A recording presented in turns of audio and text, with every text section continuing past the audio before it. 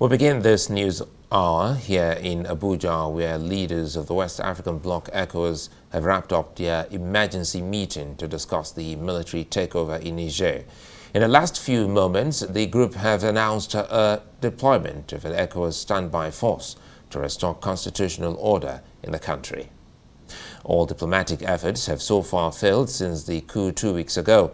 The junta ignored a Sunday deadline from the group to reinstate the deposed President Mohamed Bazoum or risk intervention by force. Ahead of the closed-door talks, Nigeria's president and ECOWAS chairman Bola Tinubu said it was crucial to prioritize negotiations in dialogue in seeking to restore civilian rule. I direct the Committee of the Chief of Defense Staff to activate the ECOWAS standby force with all its elements immediately. Order the deployment of the ECOWAS standby force to restore constitutional order in the Republic of Niger. Underscore its continued commitment to the restoration of constitutional order through peaceful means.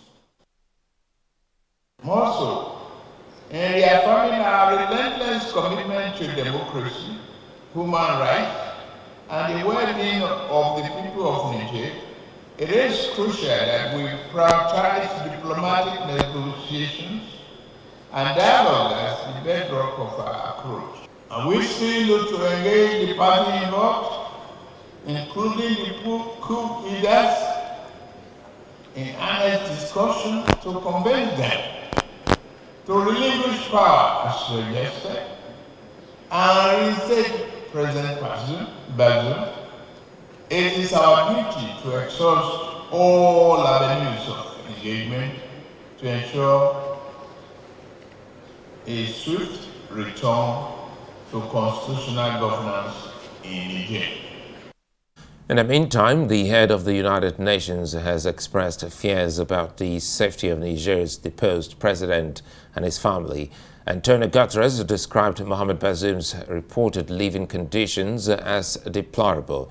On Wednesday, the United States said it had similar concerns. Mr. Bazoum has been under house arrest for over 2 weeks since being ousted from office by the army.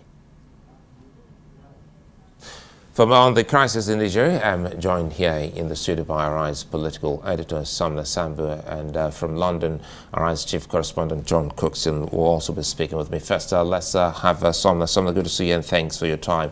Well, speak to us about what this is about. They have categorically used the word standby force, and it's a deployment. Yes, one of the resolutions made by the ECOWAS president is that the Committee of the Chief of Defense Staff had been asked to activate the ECOWAS standby force with all its elements immediately. I'm quoting them right now.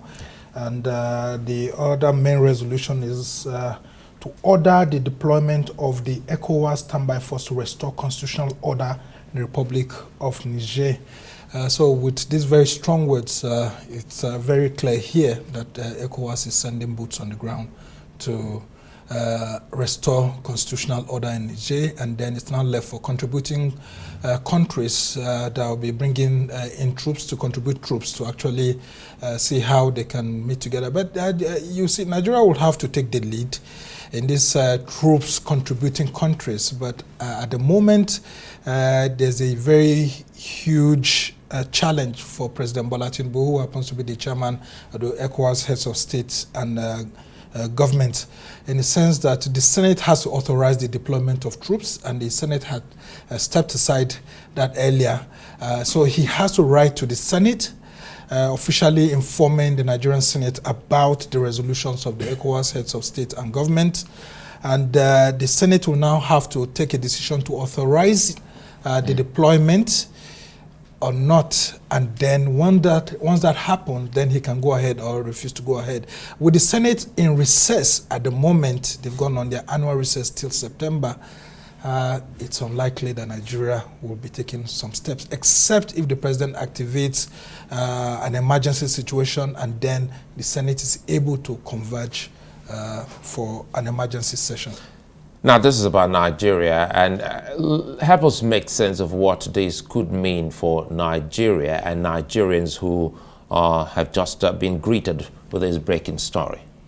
Yeah, this could actually overstretch some of the resources we have. This is a needless war. It's not something that most Nigerians want it to happen, because we have too many domestic challenges right now. The price of petrol continues to grow, and then, of course, our exchange rate continues to balloon beyond control after having been floated. And then, of course, the social issues we have. I mean, just in the north central state of Plateau, about 21 persons were killed just yesterday. And we have some troops that are there trying to curtail all the challenges. So this will further overstretch our own troops. And so is this something that President Bola Tinubu, who's just just a little over 60 days in office, is this something that he planned for? Well, apparently he didn't. Is this something that Nigerians are willing to support him for? Well, from different sections of the society, it's very apparent that they don't want to support the government to go on this war. But there's a resolution by the ECOWAS heads of state and government, and he happens to be the chairman. And like we had heard, about 25,000 troops will be needed, and Nigeria is saying that it may likely contribute about half of that number. That's 12,500 troops, including, you could see the resolution saying that they are directing the Committee of the Chief of Defense to activate the ECOWAS standby force with its elements, meaning the Air Force. Well, it's a landlocked country, no Navy there. And so it's a very huge task ahead of us. There's no particular standby force on ground. It all depends on the contributing countries, and Nigeria will have to play a large role. But can we afford to bring in more dollars to finance such a war? Like we did with Liberia, with Sierra Leone, and all of that. When you talk to average Nigerians, they'll tell you that no, including the elites, there's a near consensus that we need to solve our own domestic problems and not get into a needless war, which this exactly is. Just give me a moment. I'll come back to you, Sumner. Quickly, let's go to London, where John Cookson is standing by. John, good to see you, and thanks for your time. You just heard Sumner, and he's also explained the mindset of majority of Nigerians concerning the decision of ECOWAS. But again, as ECOWAS deliberates on that, what to do about the crisis in Nigeria, who are the big winners and losers so far?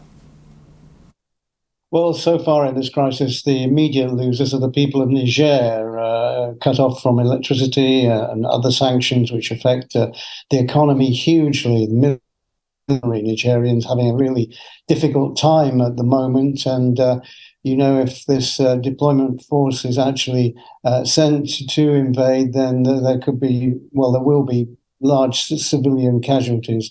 That's for sure. But we're still a long stretch away, I think, at any deployment of troops into Niger led by Nigeria, simply because within Nigeria itself there's no support for that at the present time.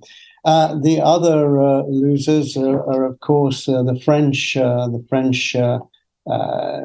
Control North Africa and the Sahel in a dominion rule from the 1960s onwards. But since then, they have lost control, and in a way, Niger is the last knockings, I think, of French control of the region. And although the French still have more than 1,000 troops in Niger, it must be only a matter of time before they are withdrawn at some point.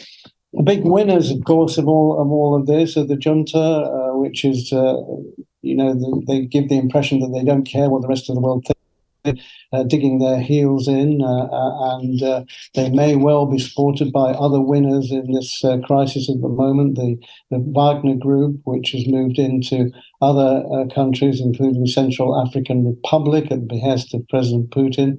So Wagner mercenaries could win out, but I see that if the region becomes very unstable and war would create a huge instability where already things are pretty ropey at the moment, the big winners here will be ISIS and other groups, other jihadi groups linked to Al Qaeda, because they thrive in chaos, and real chaos, big chaos comes to West Africa. Then we can only see them becoming a burgeoning group in that region, as they did in the aftermath of the Iraqi war and the Syrian war. They're just waiting to seize their chance. And John, quickly, what do you think the Western reaction to this latest ECOWAS summit will be? As we've discussed before, foreign capitals, Western capitals, including Washington and London, are urging calm, and President Tinubu made it clear today, earlier today, negotiation, diplomacy was the way forward, and this idea of the deployment of putting a force on standby will cause some shockwaves, I think, in countries like the US and the UK and France, because, as I said, we're a long way from these forces actually being sent into battle. Just the very fact that they're put on standby must raise concerns. But I'm sure the White House and other foreign governments are urging calm at the time being. One more for you, John, before I let you go. Is there any further news about deposed President Bazoum's health? Not really. Antony Blinken, the US Secretary of State, spoke to him on August the 2nd, and reports since suggest that the former president, or indeed, your perspective, the real president of Niger, is in detention in his residence at this hour. Supporters say that he's being held without fresh food or medical care and living on dried pasta and rice. The UN Secretary General, Mr. Guterres, has called for immediate release, but that's about as much as we know at the time being. John Cookson, many thanks for your time. And quickly here, before I let you go, Sumner, we've seen the former CBN chief, Lamido Sanusi, making incursion, trying to broker peace in this. And the very latest, talking about the traditional rulers, is Sheikh Dairu Bauchi. Do you think this, with this latest development, it just might disrupt any kind of gains recorded so far, if any, by these traditional rulers? Yes, I mean, not just traditional, including religious. It's a mix, actually. Yeah, I mean, those gains would have been eroded because for the military junta to actually allow these two persons to have access to them, it means that they were already softening ground. But with this deployment of the ECOWAS standby force, which is going to consist not just of military boots on the ground, police and civilian components of the ECOWAS standby force, I mean, it's going to actually create a scene that would drive fear into the military junta. And, well, this is an avoidable crisis, including for the military junta, because, I mean, their decision not to allow the entry of the UN and AU and ECOWAS envoys into their country, you know, actually prepared the ground for this. Because when you have situations like this, negotiations continue over and over. But their decision to also, you know, bring about a 21-member cabinet transitional council today to counter a preemptive approach by ECOWAS is something that they are thought would help soften the ground of ECOWAS if there are plans for a transitional government. But it looks like ECOWAS is defiant and they just want President Bazoum back to power. Well, there is still the last-minute approach. We're just hoping that because of the issues, like I told you, of Nigeria, there's no Senate in session at the moment, that could help delay the issue. And there's a likelihood that this may not eventually lead to boots on ground. That's what our prayers are, and we just hope it ends that way, and then the military junta are able to sort of look for a way to step down from their high horses, and so that ECOWAS can quickly reconvene and maybe take another step. Sambo, many thanks.